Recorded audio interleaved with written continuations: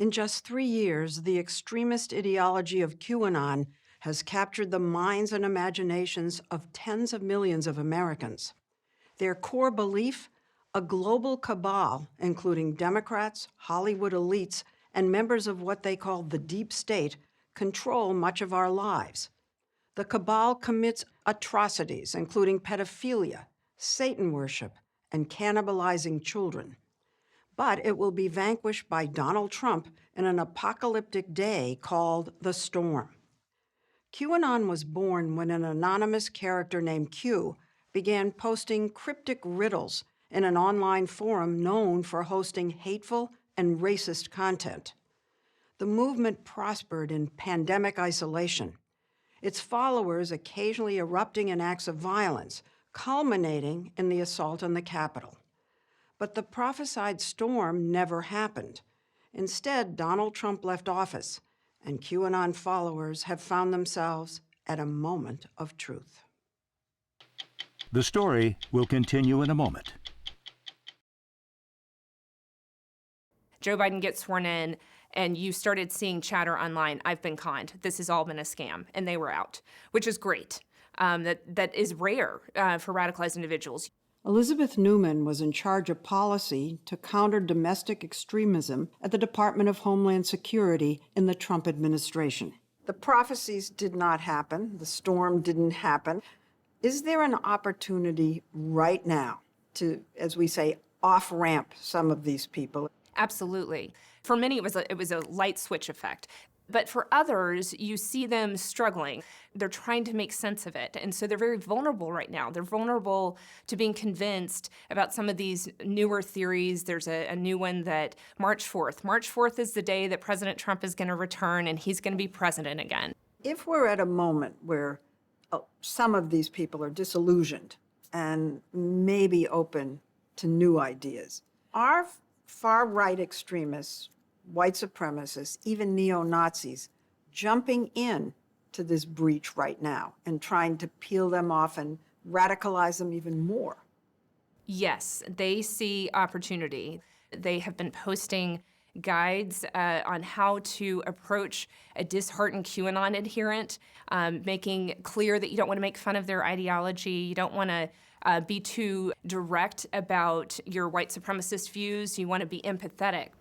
Newman resigned in April because, she says, President Trump kept pouring fuel on the rising threat of homegrown extremism.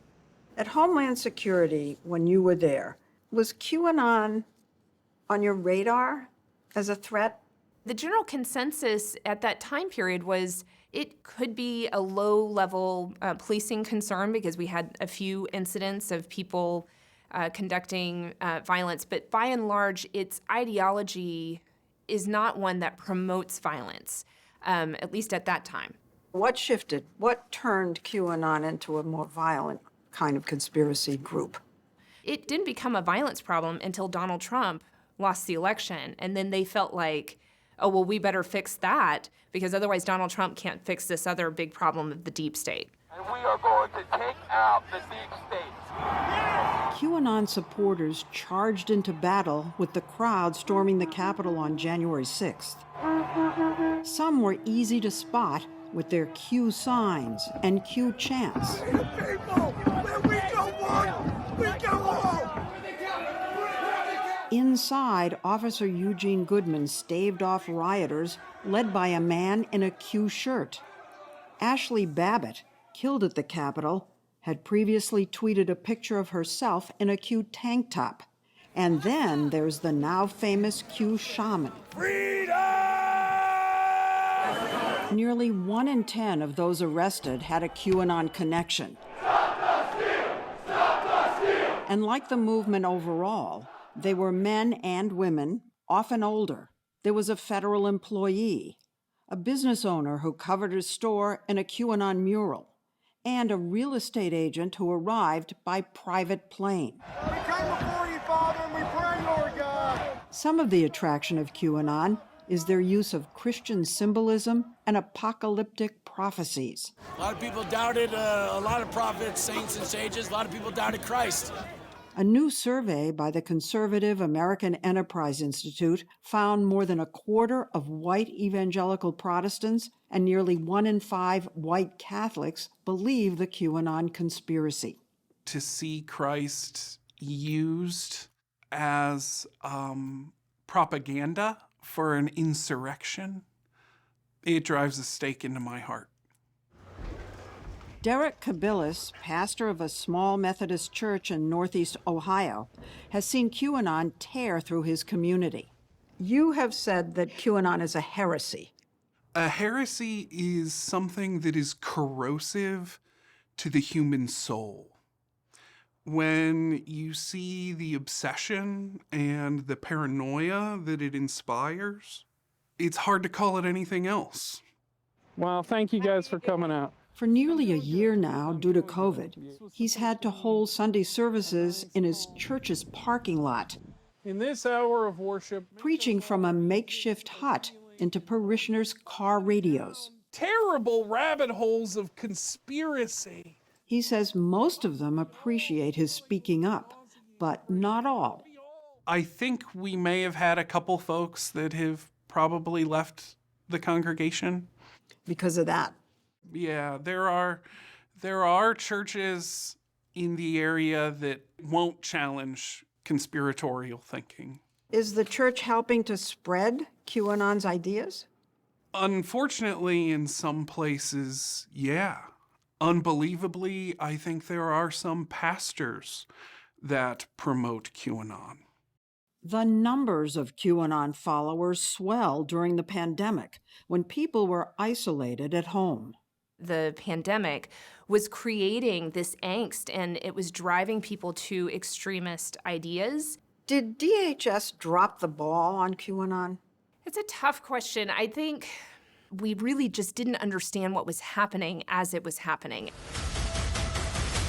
QAnon was spreading under their noses in posts, memes, and videos on Facebook, Twitter, and YouTube. A lot of women were roped in by appeals to rescue supposedly cannibalized children, and through unexpected ways, like popular yoga accounts on Instagram. The spread was also aided by then-President Trump. Well, I don't know much about the movement other than I understand they like me very much. Actually, he shared content from QAnon Twitter accounts over 300 times. It wasn't till October that several social media sites began aggressively banning or deplatforming QAnon content.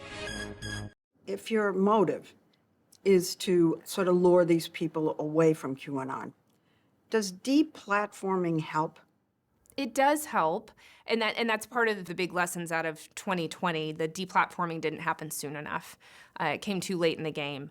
And in part because quite frankly, we've never seen anything like this. We've never seen what is largely just almost like a game, this fantasy-like game of what ifs, and literally it's like people deducing clues and like, if the president said these 2 words in his speech today, and I think he's referring to this conspiracy theory, it feels very much like a game for most participants. For example, on a QAnon forum, the president was asked to work in the phrase tip-top, and lo and behold, Tip-top shape. Well, they had a messianic figure in a place of power that was responding to their cues. at least that's what QAnon supporters believed, says Joel Finkelstein, director of NCRI, an organization at Rutgers University monitoring online misinformation. Is QAnon based on a game? Is it a game? QAnon doesn't describe itself as a game, but it has all the hallmarks of being an alternative reality game. They're solving riddles. Exactly.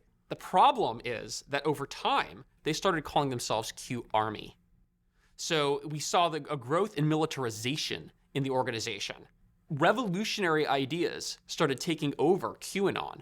The ideas of political revolt started growing within the organization. And that became a part of the game.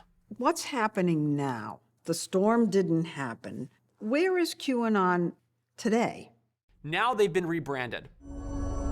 It's morphing and doubling down on conspiracies It can cause things like autism. about COVID vaccines and masks. Finkelstein says it makes sense for them to be anti-vax.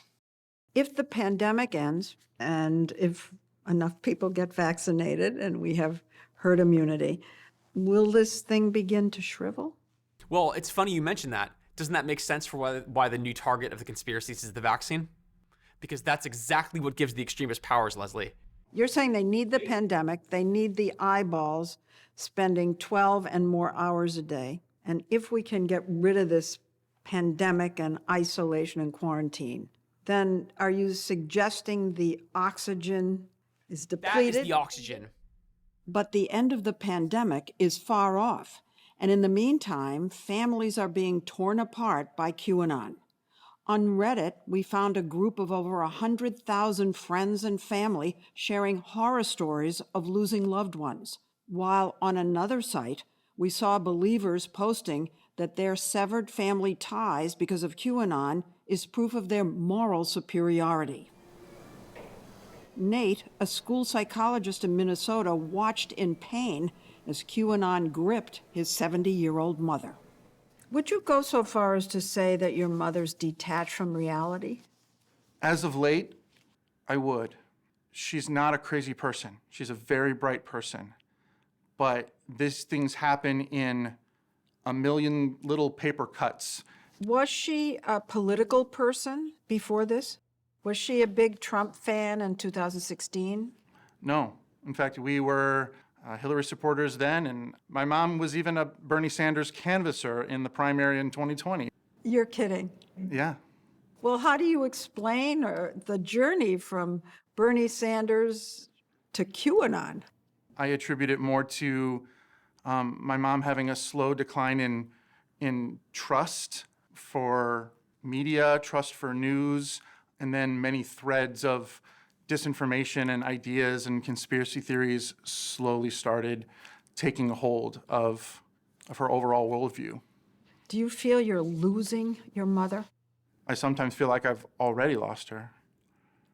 Because as somebody that works in psychology, I'm bringing everything I know to bear on how to reconnect with her, and I don't know what could bring her back, and it's devastating.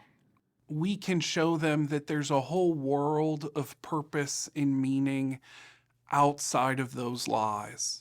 You know what all that's really about, don't you? In Ohio, Pastor Kabilis started a podcast to reach out to those impacted by QAnon after discovering adherents in his own family. When I first found out how deep they were into it, my initial emotion was one of anger. How could you believe this? Why would you think this? This is crazy, you know? Well, we're past that now. These folks are in it, and it is reality to them. And now we have to do the very difficult work of untying this knot.